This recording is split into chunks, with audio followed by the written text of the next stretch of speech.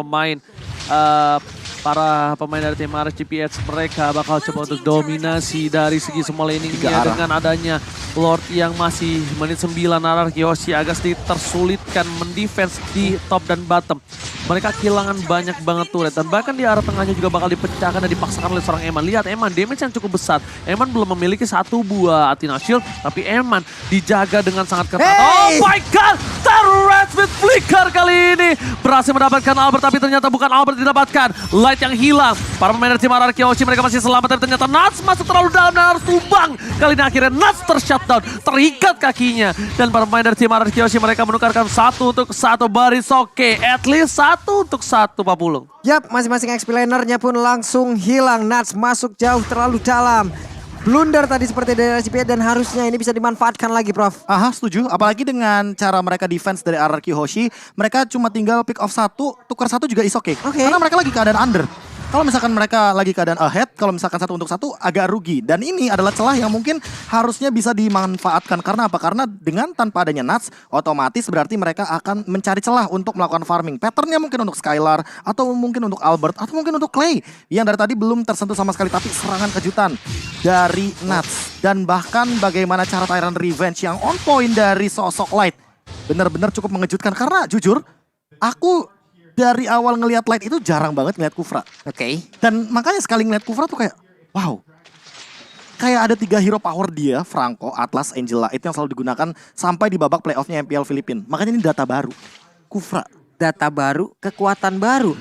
Itu menjadi peta yang sangat-sangat gelap yang mungkin sebelumnya belum dimilikin gitu loh. Tapi saat dengan 1 hero ini nongol. Menjawab. Ini akibatnya kacau balau, Pak. Oke. Dan ini untuk Lord ya. Ini menurut aku Ararki Hoshi berani kontes. Kenapa? Karena Albertnya level 15. Dan Demon Kite dia level 14. Kalah dari Retribution Power. Kalah level, liatin. Ya. Oh, oke. Kita ngomongin soal pattern PD-nya ya. Ini Lancelot, ingat.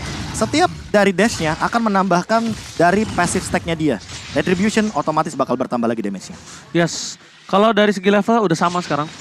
Tapi yang dimiliki dari seorang Lancelot adalah punya puncher yang bisa diamankan, tapi lihat dibuka. Oh, aku terdeteksi di situ posisinya. Terdeteksi Light. Dicek satu-satu. Awas. Disuruh pulang ya. Yes, dicek satu persatu. Bermain dengan sabar, tidak mau terlalu terburu-buru. Dan itemnya Profesor silakan full damage. Gila, ini full damage total. Apalagi dengan, kayaknya ada 1 sih untuk menuju kepada Radiant Armor dari Albert agar dia tidak tertangkap oleh sosok Aqua. Tapi Aquanya juga menuju kepada, mungkin kayaknya Kara Winter juga oke. Atau Divine Glaive. Eman, Wind of Nature itu dia yang baru mau aku bahas. Karena Skylar bisa saja langsung engage ke arah belakang dengan menggunakan Wesker. Seperti biasa, dia selalu mengincar ke arah backline. Aduh, lightnya, Tyrant Revenge-nya masih miss sejauh ini. Ada Don Walking tapi Nat di bagian belakang. Akan pergi ke arah mana, namun sejauh ini ada Clay-nya yang langsung terspot posisi yang masih berhasil untuk mundur. Tapi Lord menjadi milik dari RGP dan mereka pun harus menelan akibatnya. Harus ditekan lagi dari Ararki Hoshi. Natsnya ini bener-bener mencari Clay loh. Dibuka semua bushnya, bahkan nggak ada frontliner, dia bakal tabrak. Emang sengaja untuk zoning out. Dan tadi lihat nggak kayak Symphony of Skill-nya, Tyrant Revenge-nya itu ke rumput yang kecil. Tapi Falling Star Moon-nya itu ke rumput yang di atasnya. At least salah satu, kalau misalnya ada 1 di sana mereka dapat, kalau 2 ada dapat dua-duanya. Bahasanya gini Pak Belum, cacing-cacing naga-naga. Cacing-cacing naga, memang mencoba untuk possibilities-nya. Lah di sini nggak ada, berarti di atas dong. Nah, dan yang nangkep itu Nuts nangkep Clay.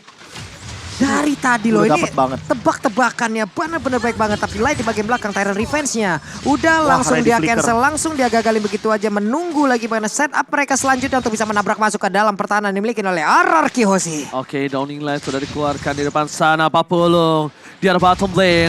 Albert mencoba untuk melakukan dengan punchernya. Ada Light di depan sana, masih bisa dihindari oleh seorang Albert. Tapi lihat Daton Ross harus bersabar loh. Tan kali ini di arah bottom lane memecahkan 1 buah turret dengan 1 dash dari seorang Lord yang besar. Untungnya masih bisa dipertahankan oleh Ararki Hoshi. Light, peran terdepan. Dan ini Light-nya kena ke arah 2 orang. Formasi tambahan lagi. Cuman setelah itu mapnya kembali gelap. Dan mereka pun harus merangkak maju sedikit demi sedikit dari rumput ke rumput. Guna untuk bisa mendapatkan beberapa player. Ataukah mereka bisa mencoba untuk memperbesar lagi wilayahnya. Main tempo sih. Ya, kayak yang Pak Belum bilang.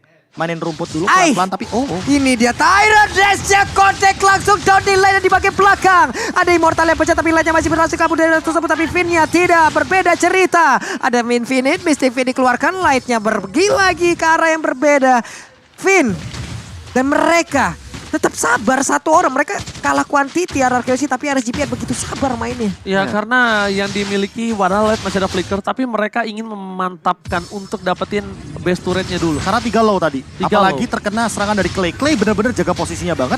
Dan Eman udah menjawab hal tersebut dengan Arena Shield. Jadi mau tidak mau Clay lagi dan lagi seolah-olah tidak mau diajak bermain dengan damage yang sangat amat luar biasa dari jarak yang jauh banget. Apalagi dengan Downing Light.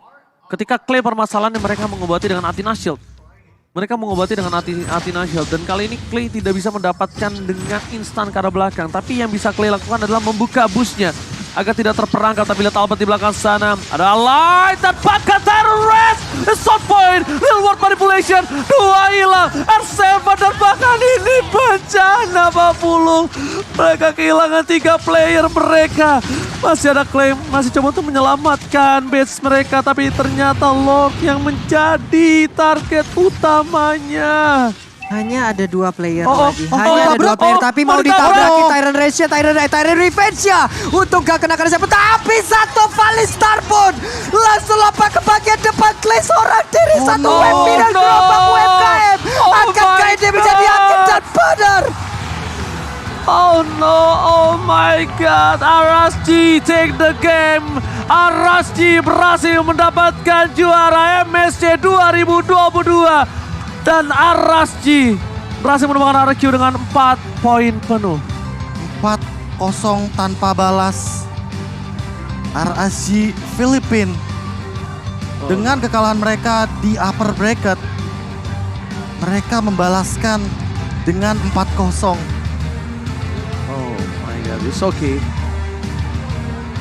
Oke. Oke, RRQ telah berjuang dengan maksimal. RRQ berjuang dengan maksimal. RRQ, thank you so much RRQ Hoshi. Terima kasih RRQ Hoshi. Kalian telah berjuang dengan semaksimal Sampai mungkin. titik darah penghabisan.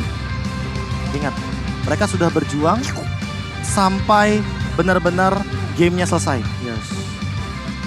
Dan inilah dia bentuk sportivitas. Ya, sportivitas di junjung tinggi, rivalitas hanya berada di lane of done ya. Setuju? Oh, setuju.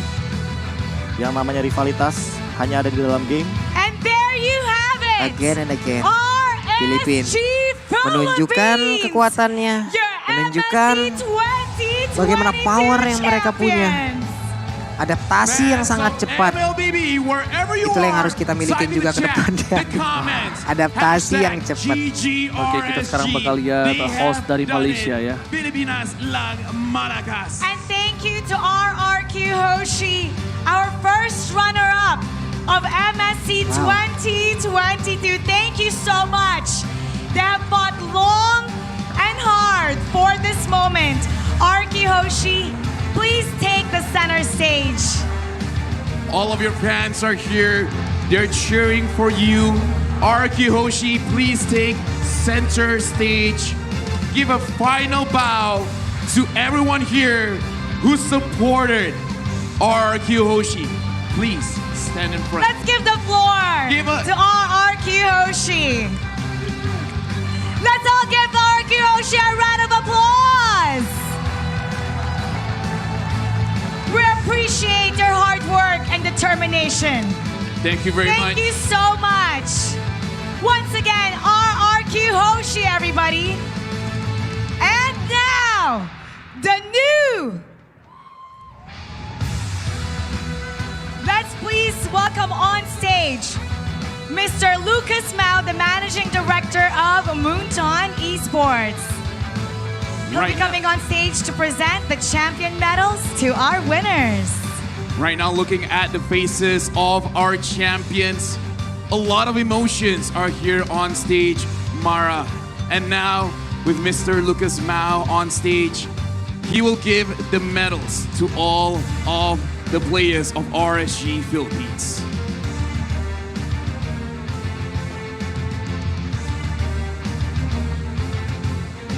Congratulations for sure, Coach Panda.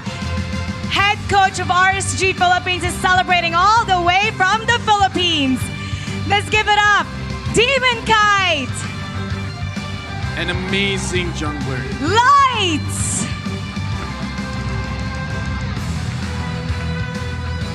Nats.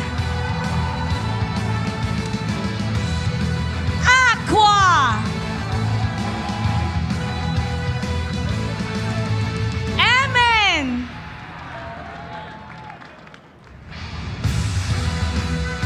And Exhorts. Great job to Coach G and the manager. Her birthday today, Lexi. And now it's time to announce. Right now, Mara, I do want to ask the fans, who do you guys think is the MVP of the playoffs? Who do you guys think is gonna be? I hear a lot of Eman, I hear a lot of Aqua. Right now, we have the result, and we're ready. And the MVP of the MSC 2022 is Eman! Eman, throughout the playoffs, has played amazing position, managing to snipe everyone out of the battle. Congratulations, Emin.